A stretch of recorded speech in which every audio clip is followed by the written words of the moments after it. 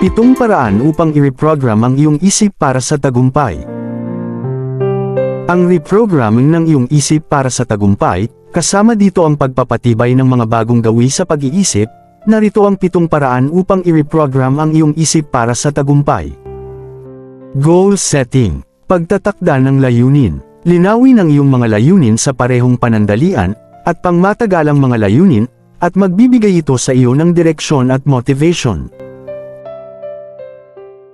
Visualization. I-visualize at isipin na nakakamit mo ang iyong mga layunin, pinahuhusay nito ang iyong motivation at focus. Positive self-talk. Positibong pagkausap sa sarili. Palitan ang mga negatibong pagkausap sa sarili ng paghihikayat at suportang mensahe upang bumuo ng pagpapahalaga at pagtitiwala sa sarili. Develop a growth mindset. Ang paniniwalang ang iyong mga kakayahan ay maaaring paunlarin sa pamamagitan ng dedikasyon at pagsisikap ay magpapaunlad ng isang pag-iisip na nagpapahusay sa pag-aaral.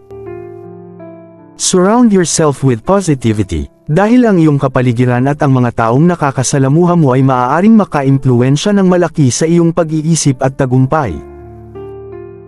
Maintain consistent self-discipline. Panatilihin ang pare-parehong disiplina sa sarili.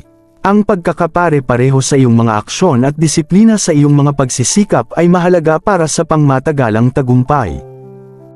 Reflect and adapt. Tulungan ang iyong sarili na manatiling nakahanay sa iyong mga layunin at gumawa ng kinakailangang pagsasaayos upang malampasan ang mga balakid. Information credit. Ayon sa website Psychology Ngayon, ito ang 7 kahangahangang psychological strategies para i-reprogram ang iyong isip para sa tagumpay. At kung nagustuhan mo ang maikling kwento na ito, mangyaring i-like at i-share ang pagmamahal. Follow for more.